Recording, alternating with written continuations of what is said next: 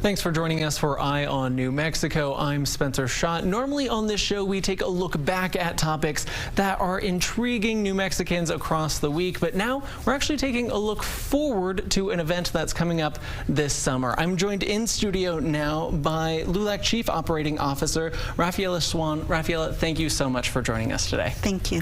So let's start off by talking about what is LULAC. I know it stands for tell us what it stands for first, and then what do you guys do as an organization? Well, it stands for League of United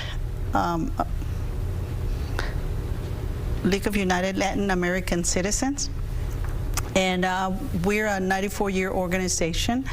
We're a civic organization, and so the best way that I can describe it to anyone is usually tell them that anything that has to do with the Latino community, that's what we work on.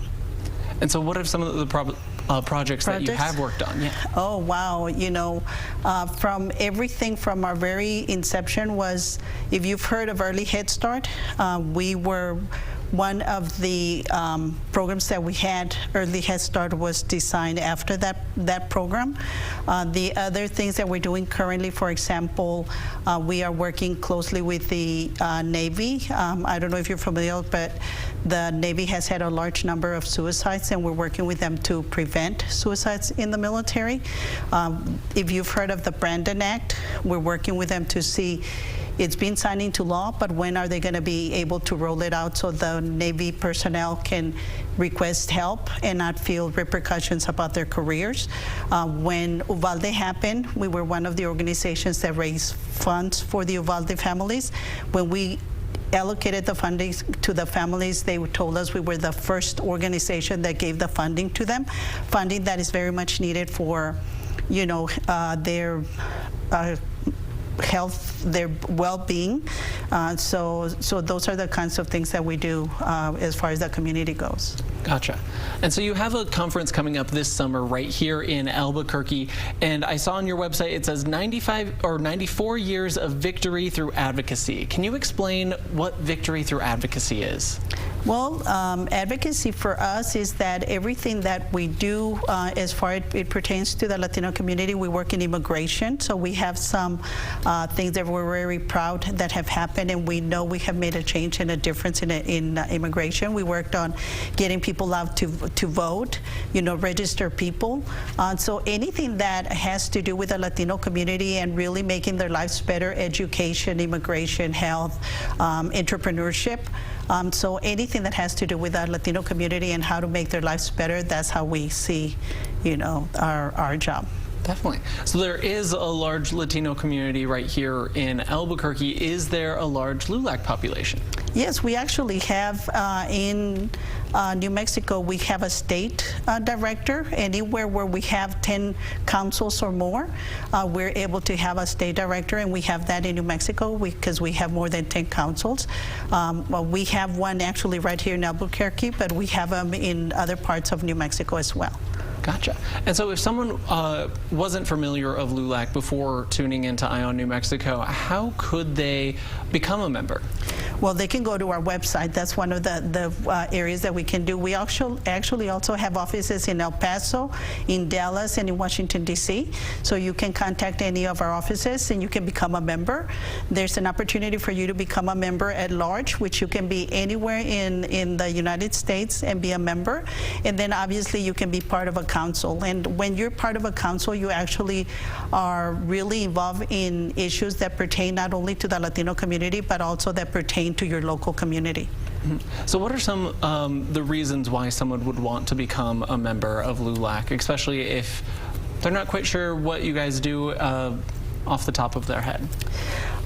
It's to make a difference. You know, the best thing that you really can do, I think, when anybody feels that you want to make a difference in our country to make life better for our community, that's the best way to get involved in LULAC. Gotcha. And so how long have you been a member of LULAC? Over 20-some years. Wow. Yeah. And what are some of the projects that you've, as a Chief Operating Officer, what have you kind of overseen through LULAC? Well, I started at LULAC as a volunteer. And, all of our members are volunteers, obviously, and we do work in our community. I used to be in Fort Worth, in Texas, and so that's how I got involved. The issues that were very important to me and why I wanted to become a member of LULAC was veterans. I'm a veteran myself. And then education. I always think that education is the equalizer for our community. So when we're able to help them, achieve their educational goals, then they can not only help themselves, but usually they help their entire families. And so that's what I did it. And right after that, the president asked me if I would apply to the CEO position that was available, and I did. And I was very fortunate to be selected for that position by the board. That's very cool. And we're talking to LULAC today because of a conference that's coming up this summer. Do you remember your first conference that you went to? My first conference that I went to was in San Antonio. And it was probably over 30-some years ago. It was in San Antonio, and I really loved seeing our community. One of the things that I tell people, you get so energized when you see the community, when you see the children getting involved in all of the programs that we provide for them as far as education, when you see the parents getting involved in finding out everything from how can I help my child in education, where we help them get their vaccination for schools, when we help them get reading glasses. So just about anything that you can think you need help in, we usually try to provide it. And the convention is an area where you see everything that we do across the country in one location at one time. Gotcha. So you said your first one was in San Antonio. Mm-hmm. This one's coming up in Albuquerque. Where have some other ones been? Just about anything. You can think about in Puerto Rico, Milwaukee, El Paso, just about anything that, Kansas. So just about anywhere we have a Latino community presence, we probably have been there. Perfect. Very cool to hear. Well, coming up after the break, we're talking about why New Mexico was chosen for this year's convention. We'll be right back. Welcome back to Eye on New Mexico. Now, this week we are looking ahead to the LULAC convention this summer. I'm joined once again by Raffiel Swan, the COO of LULAC. Thank you again for sitting down with us today. Thank you. So let's talk about the convention that's coming up. Mm-hmm. First of all, when is it? It actually starts on July 31st through August 5th. So we'll be here in the convention center and in a couple of hotels in New Mexico. Gotcha. Is it across New Mexico or right here in the Just metro? right here in the area. Perfect. And so if someone wants to come to this convention, does it cost anything to come in? Do you have to be a member? How do you get in? Actually, you don't have to be a member. We like to invite the community to join us.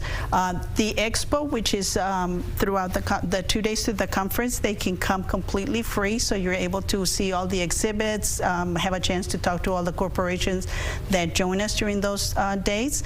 If you want to take part of some of the other activities, the registration is really only $20.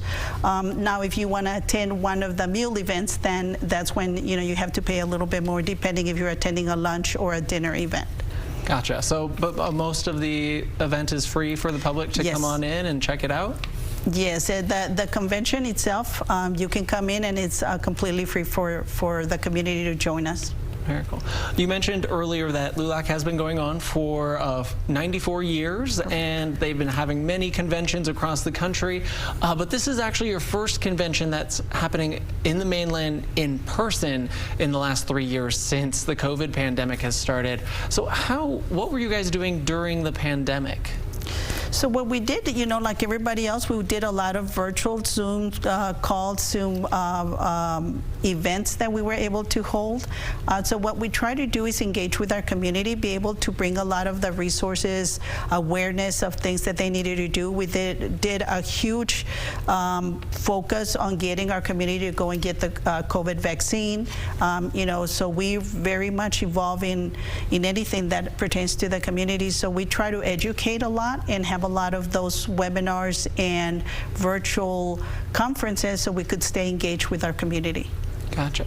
And so this is the, it mentioned the first one on the mainland in the last 3 years. Correct. Was there another conference somewhere else? No, you know, since after COVID happened, we had one last year in Puerto Rico. It's the first one that we had, and then we're coming to beautiful New Mexico this year. Perfect. How did the conference in Puerto Rico go? It went really well. We had a huge attendance. Typically, we have about 3,000 attendees that come from all over the United States. And then because the convention is open to the community, we can have anywhere from 10,000 to 15,000 people. Obviously, in the mainland, we had everyone that was in Puerto Rico come and join us. And what is really amazing, we have students. We work with the schools, and they're able to bring buses. We have activities for the students, everything from hands-on activities in science, technology, engineering, and math, to we work with the Clemente Foundation, and we bring baseball to the picture. And a lot of people don't understand why baseball, when, you know, we do a lot of education areas, but there's a lot of scientific things that we can do as far as baseball as well. Oh, that's very cool to hear. Now, you mentioned before the show when we were talking that even though there wasn't a convention during the height of the pandemic, that doesn't mean LULAC wasn't doing anything. Tell us a little bit about what you guys were doing besides the virtual events to make sure that your community stayed engaged during the pandemic. Well, you know, one of the things that happened, which is some of the things that unfortunately we have to do because families, parents call us whenever they have an issue. The Vanessa Guillen was one of the issues that we were very focused on.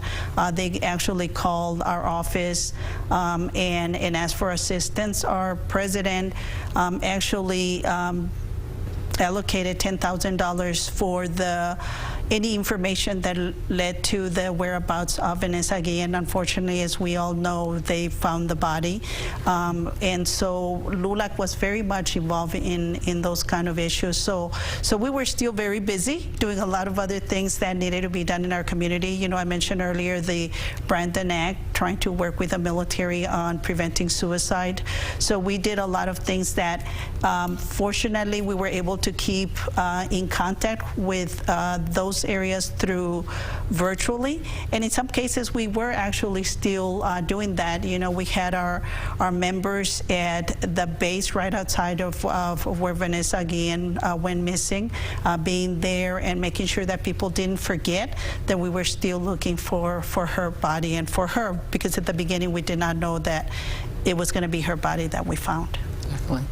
And so when you look back between the difference between the virtual conferences that you've been having and the in-person conferences that you started out with and are going back to, what are some of the main differences and takeaways that people can expect when they're used to the virtual, but now they're gearing up to come back in person? You know, what's really amazing is the fact that when you do hands-on activities, no matter how much we can tell somebody over the virtually to do this activity, go home, find these activities and try it. It's not the same as when you actually do it and are there in person. It's also, for example, we're going to have an astronaut, Jose Hernandez, retired, coming and speaking to the students. No matter how good he is, when you see him on the TV, it's incredibly more impressive when you actually see him in person. So some of the things that we do, there's no comparison when you see the people in person, when you do the activity in person. So it's so much better. It's like, you know, the excitement that you have if you see a movie that you really enjoy, it's 10 times better when you see it in person. Gotcha. So you're excited to come back in person? Yes, I'm very excited. You can tell that I get very excited when I see the kids, you know, and they're building a rocket or they're building a car and they're testing it and they're competing with each other. So it's amazing to see the children's excitement, but it's also really exciting to see the impact that LULAC is having in the community, the excitement you're bringing, the kind of opportunities that you bring to them, the awareness, and hopefully we're giving them a little bit of excitement to continue their education and really make a difference in their education in the future.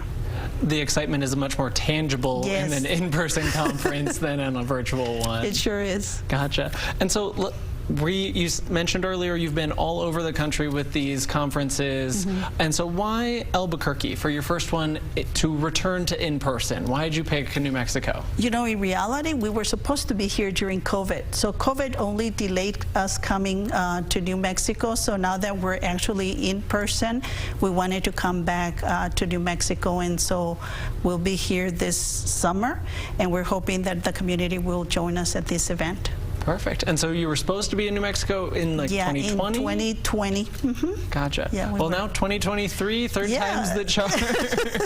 We're finally getting you guys here. So you went on the tour today. How did that go? Actually, we have been in some of the tours, so we started a little bit on them, and then we'll continue our tours tomorrow to really look at the whole areas that we'll be using during the convention. Perfect.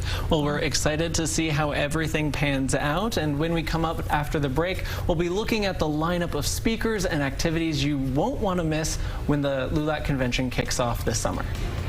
This week on Eye on New Mexico, we are talking about all things LULAC. That's the League of United Latin American Citizens and their convention that is coming to Albuquerque this summer. Now, Raffiel Swan is here, who is the COO of LULAC. Thank you again for joining us. Thank you so much. So let's talk about the convention itself. The preparation is started. You're going on tours of all the buildings that you guys will be occupying this summer. So I guess one question that's on everyone's mind is who is on the lineup? Who can we expect to hear from? Well, we're excited because one of the things that we have, we have Jose Hernandez, who's a NASA astronaut, and so we're excited because he has an incredible story, something that can be very inspiring for our community. And so he'll be here with us and have a chance for the people to come and hear his talk and inspirational story. We have representatives from the Army, from the Navy, from NASA, from IBM, from Verizon, from Ford. So we really have just about every one of the corporations that are interested in recruiting our Latinos to go and work for the corporations. They will be joining us here for the convention.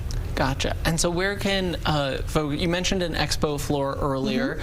I'm assuming that's where the companies will be, or will there also be speakers there? What does the expo floor look like? So the expo floor will have all the corporations there. So, you'll have the Army that will have an exhibit. They will bring a lot of the demonstration. They have, for example, a trailer that has a lot of STEM activities. You'll have Ford, and sometimes they bring their vehicles so people can see them.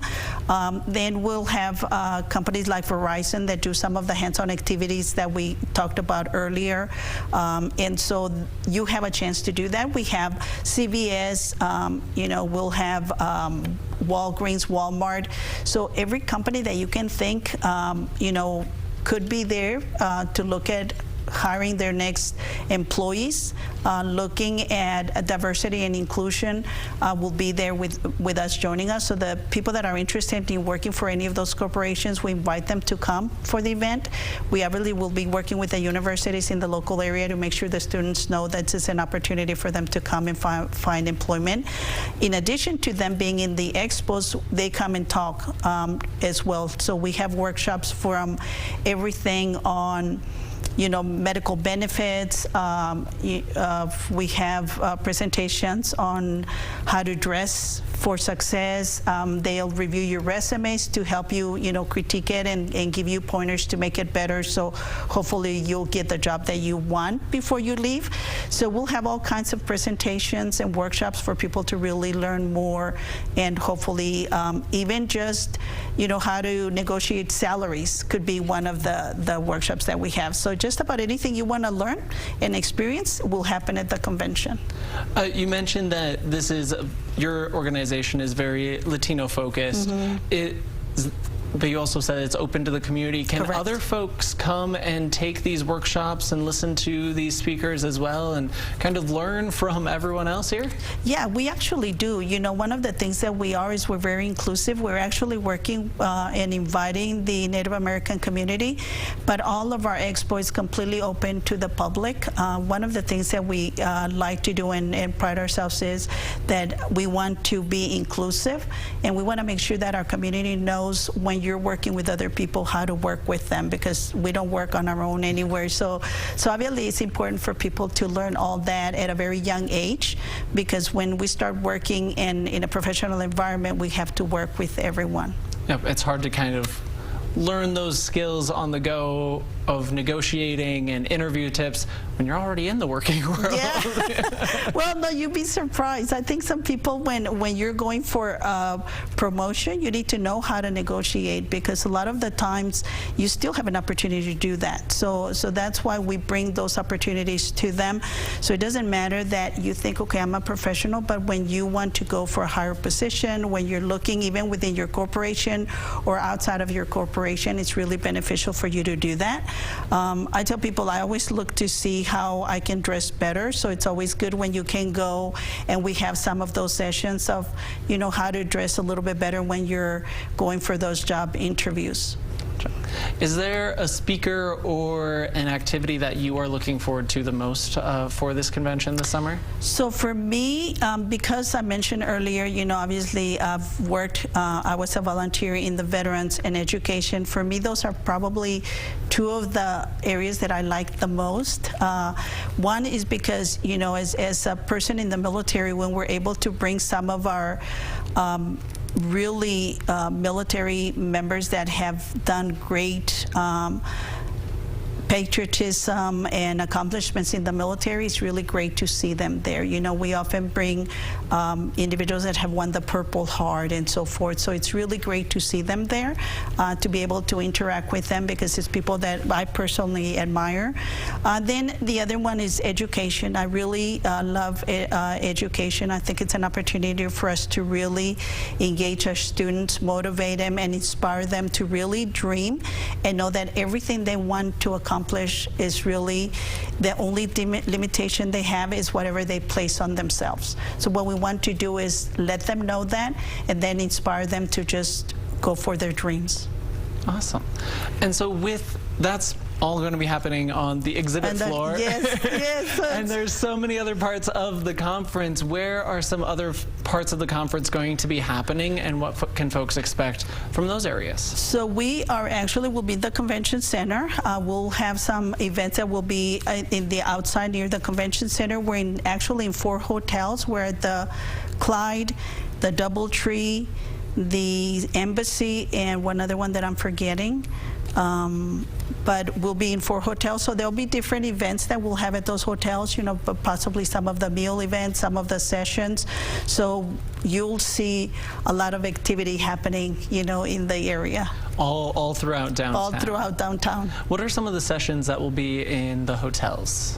We have, for example, some of them that are like federal training for employees of the government. You know, one of the things that LULAC has a great pride is that we're one of the organizations that government has entrusted to train their personnel. So they're able to come and take some of those sessions. You know, as we mentioned, when they're going from one level in their career to further along in their careers, we're able to provide some training, some kind of professional education that they can take, and then they have a certificate to be able to take back to their government agency and show them that they attended that training at LULAC. So we're able to do all that not only for them, but then there's individuals that might work for Verizon or the university that feel like, oh, if I take that training, it still benefit them. It doesn't matter that they may not work for the government, but the training is so good that they might want to attend as well. Gotcha. You mentioned that entering the convention floor and the exhibit floor is free. Are those trainings free as well, or do they have an added cost? They only have to pay the $20, I'm sorry, that they pay at the beginning, and then they're able to have access to the workshops. That's quite a good deal, a whole certificate program for only $20. Yeah. And so when let's go over everything just one more time of when is this event and when can people expect it to kind of take over downtown Albuquerque? We will take over July 31st through August 5th. And one of the things that will also be incredible, exciting on the August 5th, we'll do a lot of hands-on activity. It's an event where the entire family can come. We'll do some of the hands-on activities. We'll have motivational speakers, and then we'll be able to enjoy some music at the end. So, you know, we encourage for mom, dad, grandma, and grandpa, and the kids to come and join us on that day. Perfect. We are all looking forward to it. Well, thank you again so much for coming in and breaking down everything LULAC related for us today. We really appreciate it. Thank you so much for the invitation. Yes, of course. And thank you for watching Eye on New Mexico. We'll be back next weekend with an all-new episode.